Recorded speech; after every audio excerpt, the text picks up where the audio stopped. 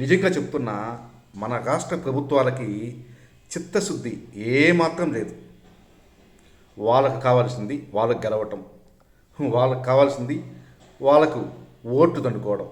దీనికోసం ఇదో మీకు ఇది ఫ్రీ, మీకు ఇది ఫ్రీ, నీకు అది ఉచితం, నీకు ఇది ఉచితం, ఇలా చేసి మన రాష్ట్రాలను ఖజానా ఖాళీ చేయించి డబ్బులు సాలక అప్పుల పాలు చేసి అధోగతి చేస్తున్నారు.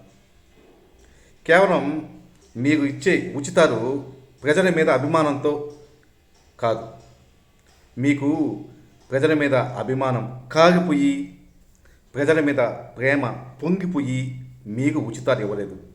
మీకు ఉచితాలు ఇస్తున్నది మీకు ఓట్లు కోసం, మీకు ఓట్లు పడడం కోసం, అంతే తప్ప మీకు భవిష్యత్తు గురించి ఆలోచించలేదు. రాష్ట్ర భవిష్యత్తు గురించి, యువత భవిష్యత్తు గురించి ఏమాత్రం ఆలోచించలేదు.